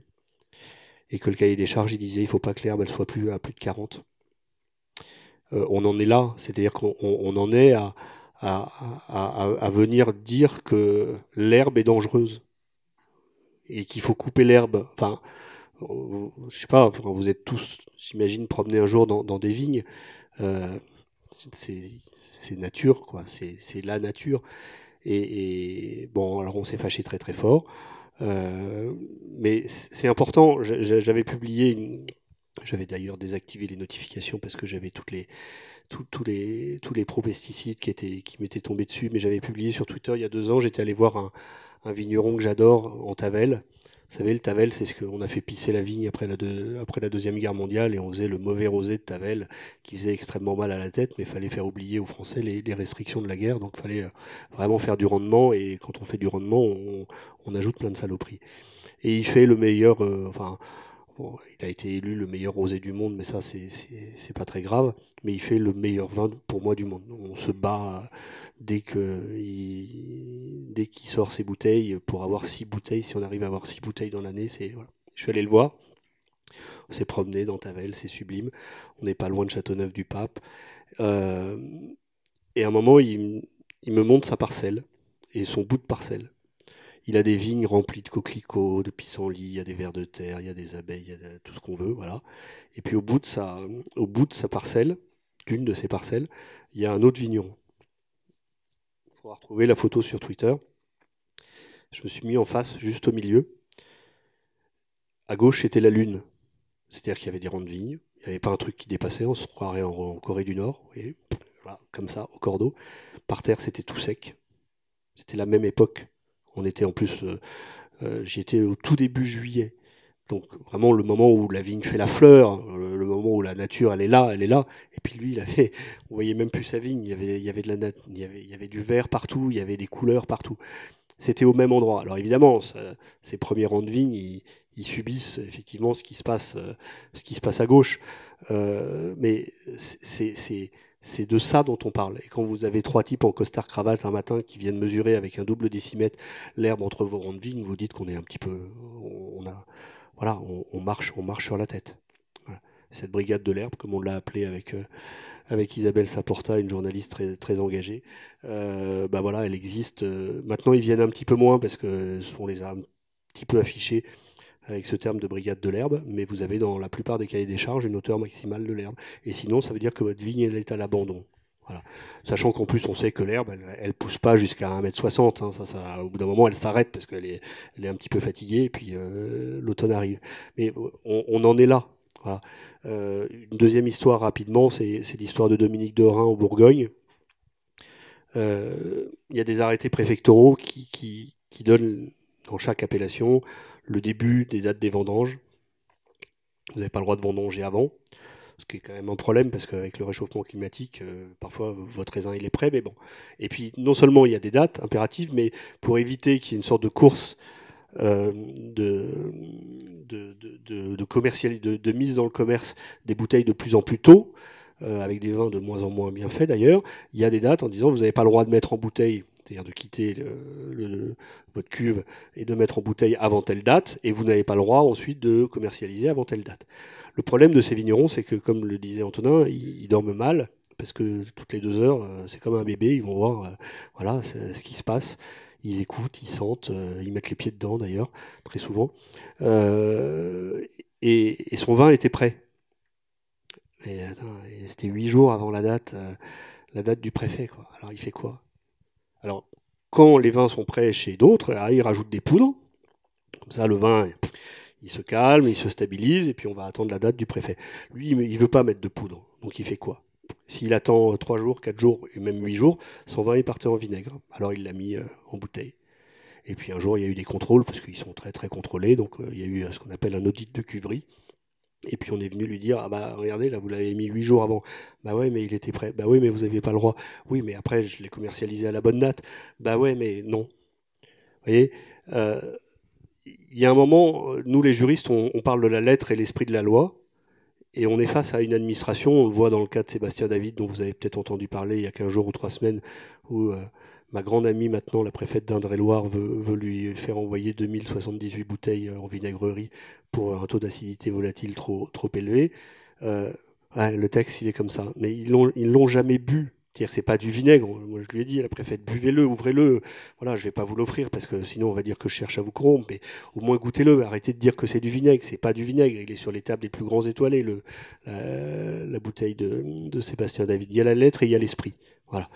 Ça veut pas dire qu'il faut pas poursuivre les fraudeurs, mais dans AOP ou dans AOC, il faut réserver les cas de contrôle et les cas de sanction, parce que vous avez des fraudeurs, et comme par hasard, d'ailleurs les grands cas de fraude, c'est en Bourgogne et en Bordeaux, avec un tas de gens qui viennent faire croire aux consommateurs que c'est du Bordeaux alors que c'est du vin de Roumanie ou d'ailleurs. Il faut réserver à la lettre O. Si le vin, il est de là, voilà, j'ai pas de problème. Tout le reste, c'est de la littérature. Et ils font du vin d'ici. Ils font du vin de là. Ils n'ont même pas le droit de le mettre quand ils sont en vin de France, parce qu'ils font des vins orphelins, hein, vin de France. Dans la réglementation, qui trompe qui 49% du raisin, quand vous faites du vin de France, vous pouvez le faire venir de l'Union européenne. Et pourtant, il s'appelle vin de France. Qui trompe qui? Alors évidemment, nos vignerons qui sont en vin de France, c'est leur raisin de là. D'ici, il n'y a pas de débat. Mais ils sont obligés de faire des vins orphelins. Et ils ne peuvent pas dire qu'ils sont en Bourgogne, ils ne peuvent pas dire qu'ils sont à Pouilly, ils ne peuvent pas dire de là où ils sont. Et avant, ils ne pouvaient même pas donner leur date de naissance. Merci pour tous ces éclairages. Alors, est-ce qu'on a tout compris sur le vin bio, nature, biodynamique? On a une demi-heure pour répondre à vos questions. Bonsoir et merci. Alors, ce que je voudrais savoir, c'est une information essentielle. C'est puisque vous nous avez expliqué que sur les étiquettes, les vignerons n'ont pas le droit de marquer vin naturel. Déjà, j'ai pas très bien compris pourquoi ils n'ont pas le droit, si vous pouviez expliquer. Mais surtout, comment on reconnaît un vin naturel, puisqu'il n'y a pas marqué vin naturel. Et est-ce que, j'en profite, c'est la même question, est-ce que les vins naturels ne sont jamais vendus en supermarché, où on peut trouver à côté du petit Bordeaux à 4,90 aussi un vin naturel parfois en supermarché? Je laisserai Antonin sur la deuxième partie de votre question, mais effectivement, c'est une question qu'on nous pose vraiment souvent et elle est au cœur des choses. Il y a un règlement de l'Union européenne qui interdit d'accoler au mot vin le mot nature ou naturel. Voilà. Il faut une dérogation au cas par cas d'un État membre. Et en France, on en a deux, brut nature, alors c'est pas vin, mais c'est pour le champagne, et puis vin doux naturel, c'est historique, et ils n'ont jamais été d'ailleurs naturels. En revanche, vous pouvez écrire yaourt nature, hein. Il est tout sauf nature votre yaourt, mais vous avez le droit d'écrire yaourt nature, mais vous n'avez pas le droit d'écrire vin naturel. Ça changera pas, ça. Ça, en tout cas, c'est pas du tout dans les tuyaux, et il faudrait vraiment une modification du règlement de l'UE, donc c'est compliqué. Après, comment on le sait? Ça nécessite un petit travail. Alors, vous n'avez pas que l'application raisin, mais il faut se renseigner. Voilà. Il faut aller lire, aller se documenter, repérer une dizaine de vignerons. Voilà. Faut aller voir votre caviste. Hein, pas celui qui a le nom d'un prénom, mais faut aller voir votre caviste indépendant. Lui, il va vous expliquer, il va vous dire. Alors, pas tous, hein, parce que ma pauvre mère est allée avec mon livre il y a 15 jours chez son caviste à Colombes. Elle a dit, est-ce que vous avez du vin naturel? Et elle s'est fait pourrir par quelqu'un qui vend que du vin conventionnel, tout caviste indépendant qu'il soit, en disant, mais non, mais finalement, j'ai du vin en biodynamie, mais c'est pas du tout pareil.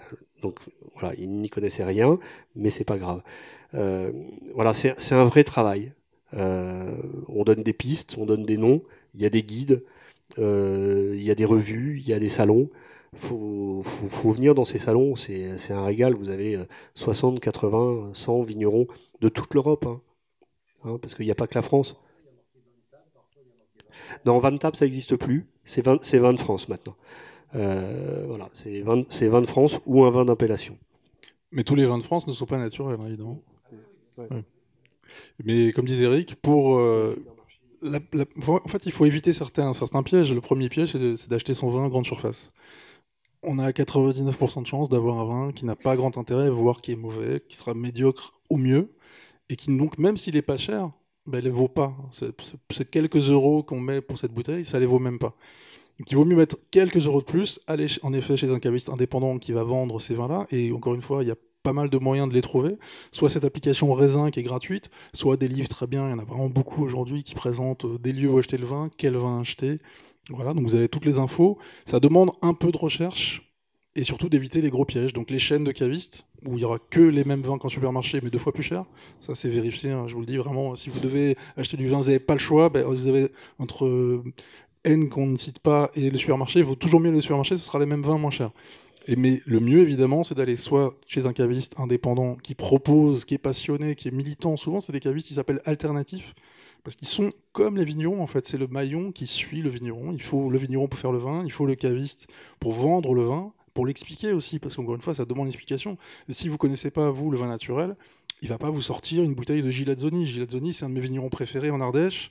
Mais si vous découvrez le vin naturel par ces vins, lui-même il dit oula, non, surtout pas commencer par moi, parce que ça va vous dégoûter pendant un an des vins naturels. C'est vraiment dommage. Par contre, au bout d'un moment, vous y viendrez et vous aurez fait le cheminement qui vous fera comprendre ces vins-là qui sont vraiment étranges pour quelqu'un qui n'a pas l'habitude. Mais une fois qu'on a fait ce cheminement, on les trouve fabuleux et on les recherche. Mais ouais, vas-y. J'ai fini. Il y a une exception sur les supermarchés et hypermarchés, c'est la Corse. Parce qu'en Corse, ils n'ont pas le droit de vendre des vins des autres, hein. Donc sinon ils ont des soucis. Donc du coup, dans tous les, non, mais c'est vrai, c'est mon pays de cœur, hein, donc je les aime beaucoup et j'y suis tous les mois. Mais dans tous les supermarchés de Corse, vous avez les vins corses. Et la Corse, parce qu'ils sont insulaires, parce qu'ils ont toujours été respectueux de leur terre, amoureux de leur terre et respectueux de leurs vignes, à part sur la plaine orientale où ils ont un petit peu déconné pendant quelques décennies. Les Corses font du vin naturel depuis toujours en réalité. Voilà. Et vous pouvez aller les yeux fermés pendant que vous êtes en vacances dans n'importe quel supermarché en Corse et acheter du vin corse. Vous verrez, vous boirez meilleur.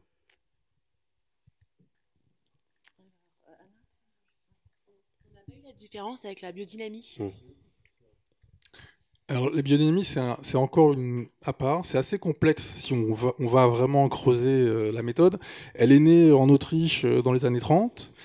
Elle est presque intellectuelle aussi, cette méthode. Et aujourd'hui, ceux qui l'appliquent dans le vignoble français ne prennent pas tout le gâteau. Ils en prennent juste des petits bouts parce qu'il y a des pratiques agricoles qui peuvent paraître étranges quand on en parle comme ça. Il s'agit par exemple d'enterrer des cornes de vache avec de la bouse. On le laisse dans la terre un certain temps, on déterre, on récupère la bouse qui a fermenté évidemment dans la terre, on la dynamise dans l'eau, et ensuite on asperge des quantités minuscules sur les feuilles de vigne, sur les ceps, et ça aurait un effet. Et en plus on peut le faire à des horaires précis, à des jours précis. Alors, on suit le calendrier lunaire, on suit même le calendrier, je ne sais pas s'il y a un mot pour ça, du système planétaire. Et il y a des vignerons en biodynamie extrêmement réputés, qui vendent des vins très chers et très bons, qui vont vous dire oui, Mars a une influence sur mes raisins. La planète Mars. Donc ça, il y a à boire et à manger. On peut très bien y croire, vraiment, dire que oui, c'est vrai, tout a une influence. Finalement, l'univers, tout est relié et tout a une influence. On peut aussi, ce qu'au font beaucoup de vignerons, ne prendre que ce qu'il peut y avoir de vraiment efficace. Parce que de fait, beaucoup de vignerons, et en particulier naturels, ont fait des tests. Sur des parcelles côte à côte, ils ont fait une traitée en bio et l'autre en biodynamie. Donc en ajoutant ces traitements un peu particuliers, à base de bouse de vache, à base de silice, à base de plantes diverses et variées.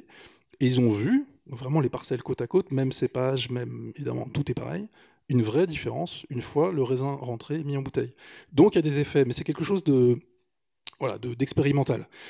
N'importe quel scientifique va vous dire ce sont des charlatans, tout est faux, c'est n'importe quoi, c'est juste pour vendre du vin plus cher. Mais de fait, il y a des vignerons qui font pas ça pour l'argent, et je vais vous dire pourquoi dans un instant, qui ont démontré par l'expérience que ça fonctionnait. Et il faut savoir que le vin le plus cher du monde et le plus prestigieux du monde est en biodynamie depuis au moins 2007. Donc je parle du domaine de la Romanée Conti en Bourgogne, que tout le monde connaît au moins de nom. Une bouteille de Romanée Conti Monopole, il y a 5000 bouteilles, bon an, mal an, qui sortent de ces chais-là. Ça vaut en gros autour de 5000 € la bouteille. Et c'est en biodynamie. Et alors, eux, ils ne le mettent pas du tout sur l'étiquette, hein. Ils le font parce que ça marche, parce que ça a des effets, que le vin est meilleur. Donc ça, c'est la preuve suffisante pour dire, voilà, c'est une philosophie agricole un peu étrange si on va fouiller, notamment les textes de Rudolf Steiner qui l'a inventé, qui est même un personnage assez compliqué. Mais il y a des pratiques qui ont des effets, et ça c'est sûr, c'est vérifié. C'est pas encore expliqué scientifiquement. Et beaucoup de scientifiques, agronomes diraient oh là, vous allez trop loin dans ce que vous dites, je suis pas d'accord. Mais il y a des effets dans la bouteille concrètement, et finalement c'est le plus important. Et pour finir sur la Romanée Conti, c'est donc Aubert de Vilaine qui a été le co-gérant de la Romanée Conti. Je crois qu'il vient de prendre sa retraite, mais il a été pendant des décennies. C'est quelqu'un qui est extrêmement réputé dans le monde du vin. C'est l'une des personnalités les plus illustres, les plus respectées, les plus connues, j'en passe, et des meilleurs. Et il a dit à la télévision française, il y a une petite dizaine d'années, sur France 3, un soir, dans un documentaire que je suis tombé dessus par hasard, il marchait dans ses vignes et il a dit « Je ne conçois pas qu'un grand cru ne soit pas en bio ».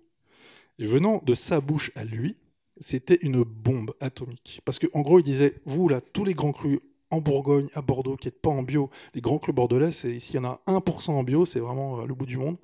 Ce que vous faites, c'est pas des grands crus, parce que vous n'êtes même pas capable d'avoir des vignes saines. Et bizarrement, cette phrase qui était une bombe n'a été reprise par personne. Nulle part, jamais. Je l'ai jamais revue, écrite nulle part. Dans la presse spécialisée, qu'il a forcément entendu, vu, rien. Pas un mot. Omerta totale.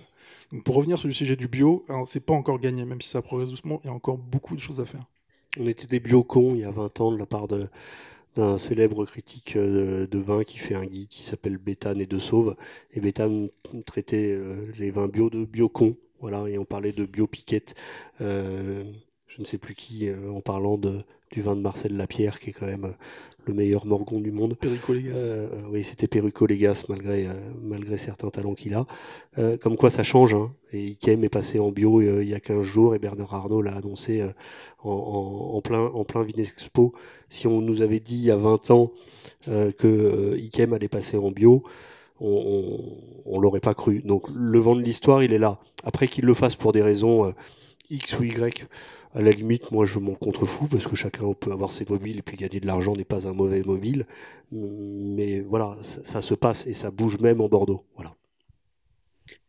J'avais justement une question sur le bordelais, parce qu'en fait, j'avais discuté avec quelqu'un qui est beaucoup en Languedoc-Roussillon, qui est convaincu par le vin nature, donc c'est à la limite pas le problème. Et je lui avais demandé, mais parce que le Languedoc-Roussillon est beaucoup plus développé sur les vins bio nature, en fait, il me semble, et peu le bordelais. Je lui avais demandé pourquoi. Il m'a dit, mais en fait, le problème, c'est que les conditions climatiques, la terre et tout, font que dans le bordelais, c'est beaucoup plus difficile de se passer de sulfite, d'additifs, enfin d'ajouts en fait de produits chimiques. Donc déjà, est-ce que pour vous, vous êtes d'accord là-dessus? Et sachant qu'en plus, en fait, on dit que pour qu'une terre passe en bio, on va dire bio réel, il faut au moins 5 à 10 ans. Il y en a qui disent plus, d'autres un peu moins, mais on va dire un peu en moyenne. Après, je sais pas. Et, euh, et que par ailleurs, bon, moi j'avais vu un documentaire Vitis Prohibita qui expliquait peut-être un peu exagérément que grosso modo, les vieilles vignes, grosso modo, c'est des cépages morts parce que en fait, ils ont été tellement traités qu'ils n'ont plus de résistance, comme un corps qui a été soumis à tellement de médicaments qu'il ne peut plus s'en passer en fait. Donc c'était un peu ma question par rapport à ça. J'invite les Bordelais à aller voir le climat en Jura. Hein, non mais j'entends bien. Je sais pas quelles sont les conditions climatiques bordelaises spécifiques qui empêcheraient de faire des vins aussi naturels qu'en Jura, quand on pense à des vignerons qu'on adore. Le gel et la grêle, c'est plutôt autour de la Loire. Hein, on l'a bien vu ces dernières années. Il y en a aussi un petit peu dans le nord du Bordelais. Non, ça c'est des fausses excuses. On connaît aujourd'hui, il y a je vais parler sous le contrôle d'Antonin, mais il y a une quarantaine ou une cinquantaine de vignerons dans le Bordelais qui font du vin 100% nature. Voilà, c'est possible. Donc non, Mais encore une fois, c'est facile nulle part de réussir à faire de bons vins naturels, parce que même dans le Languedoc-Roussillon, en effet, les conditions climatiques sont généralement meilleures. Eh ben, on peut tout à fait se planter, parce que c'est plus dur. De toute façon, à tous les niveaux, c'est plus dur. Dès le début, dès la vigne, c'est plus dur de récolter un beau raisin. Et faire un vin naturel, si on n'a pas un beau raisin, c'est encore plus dur. Donc on se rajoute des difficultés croissantes. Mais cela dit, aujourd'hui, en France, dans toutes les régions, dans 100% des régions, vous avez des vignerons, des vigneronnes nature, partout. Et dans le Bordelais, il y a des vins formidables, en Grave, en Médoc, vers Saint-Émilion. Il y a même des Saint-Émilion nature maintenant. Ça, c'est quand même assez récent et nouveau. Donc c'est génial. Il y a beaucoup d'espoir aussi dans le Bordelais. Il y a un vrai renouveau. On a beaucoup parlé de Bordeaux bashing. Il faut taper sur Bordelais parce que trop classique, trop conventionnel, chiant. Eh ben non, maintenant ça bouge énormément. Et dans 5-10 ans, peut-être qu'il va y avoir un retour de mode. On va revenir au Bordelais. Tout le monde voudra boire du Bordeaux un peu différent, du Bordeaux alternatif, du Bordeaux naturel. avec peut-être aussi des cépages un petit peu différents et Ouais, bien sûr, ouais. et pas boire du Cabernet Franc tout le temps. Parce Du que, Merlot, le Merlot, voilà. vous savez que le Merlot, c'est le cépage le plus planté au monde. Et en France, ça représente à lui tout seul 15% de tout le vignoble. 15%. Donc un grain de raisin sur 8, c'est du Merlot. Quand on sait qu'il y a 10 000 cépages, on a identifié 10 000 espèces de raisins différentes. Et en France, on a Merlot, Chardonnay, Pinot Noir. En gros, il y a 10 cépages qui représentent plus de 80% de l'encépagement. Donc il y a une espèce d'uniformisation dès la vigne qui est terrible. Et aujourd'hui, vous parliez de ce film-là, et il y a des viticulteurs qui sont en train de retrouver les cépages, les fameux cépages résistants ou interdits, qui parfois se combinent. Mais les cépages interdits, donc ça c'est une petite anecdote assez drôle, ils ont été interdits dans les années 30. Ça a mis 20 ans à prendre parce que personne ne voulait les arracher. Donc ils ont dû finir par leur donner 100 000 francs de l'époque par hectare arraché pour obliger ces viticulteurs à arracher ces cépages qui marchaient très bien parce qu'ils étaient productifs, résistants, et donc on pouvait faire plus facilement des vins naturels avec eux. On avait besoin de moins de produits, et ça marchait très bien, ils étaient résistants aux maladies plus que les autres. Et ils ont été interdits sous des prétextes totalement ridicules. Méthanol trop important, donc le fameux vin qui rend fou, complètement faux, des goûts déviants, des arômes foxés, complètement faux. Si c'est bien travaillé, c'est très bon. Moi, j'en ai encore goûté, mais aujourd'hui, c'est encore interdit en fait. Mais vous avez une association qui s'appelle les Fruits Oubliés, qui parcourt le vignoble et notamment le Languedoc, et qui retrouve des cépages sauvages, ces fameux vieux cépages, et donc là, ils vont les récupérer, ils les vinifient. Et ils sont en train de faire les démarches pour leur rendre leur lettre de noblesse et les réautoriser, ce qui serait formidable, parce que ça augmenterait la palette. En fait, les vignerons, c'est des peintres. Ils ont des couleurs. Les couleurs, c'est les cépages. Et si on n'a que 2 couleurs, ben on fait toujours le même tableau. Et donc là, avec ces 10 000 couleurs, on peut faire un truc fabuleux. Et voilà, il faut encourager ça. Et tout ça est lié, en fait. On va prendre une dernière question, parce qu'après, on va aller goûter ces vins. On va se retrouver en bas, et puis vous pourrez aussi parler directement avec nos intervenants. Alors, le micro est par là-bas. Ma question est très rapide. C'est juste, il y a des vins d'assemblage en biodynamie, en bio et en naturel ou pas?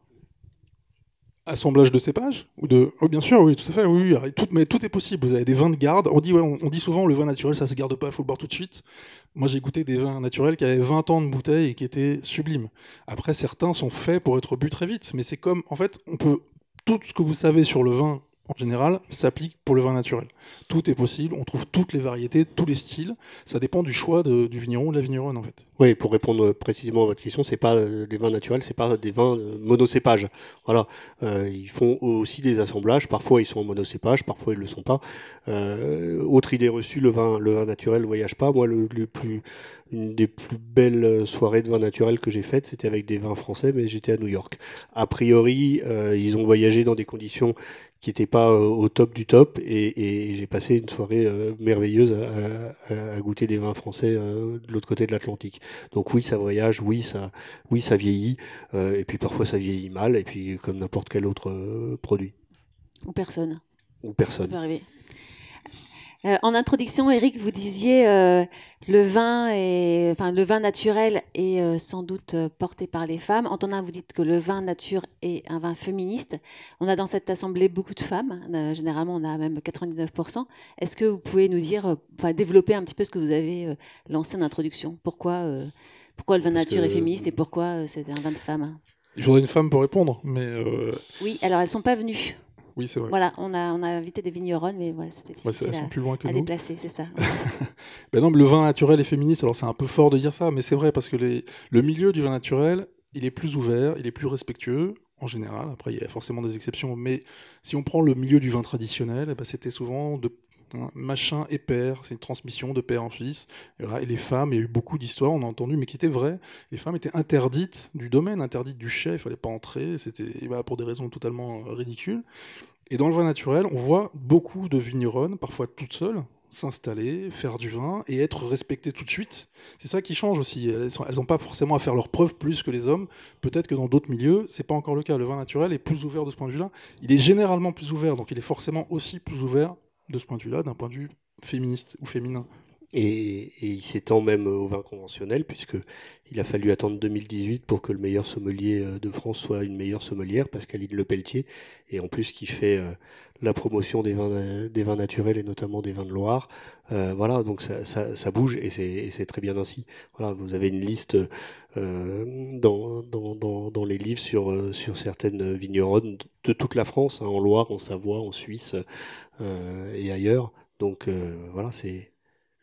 C'est vrai qu'il y a beaucoup plus de femmes importantes dans le milieu du vin naturel que dans le milieu du vin en général, parce qu'elles ont plus probablement de possibilités de s'exprimer, et quand on leur laisse la possibilité d'exprimer, elles arrivent au top. Donc meilleure sommelière du monde, une française, une femme. Sylvie Augereau, qui est vigneronne et journaliste, très talentueuse, autrice, voilà, c'est une femme. On pourrait en citer vraiment de très nombreuses comme ça, et beaucoup moins si on sort de ce milieu du vin naturel. Clairement, il y a une ouverture. C'est un esprit d'ouverture, tous azimuts, parfois avec aussi les problématiques que ça peut engendrer, parce que ça peut aussi devenir n'importe quoi parfois, mais il y a vraiment cette ouverture-là qui est nécessaire et qui est vivante, à l'image des vins. Merci beaucoup. J'espère que vous avez tout compris, que vous avez envie de boire du vin nature. En tout cas, on ne va plus en supermarché, on demande à son caviste et tout ça. Merci, merci. Merci beaucoup.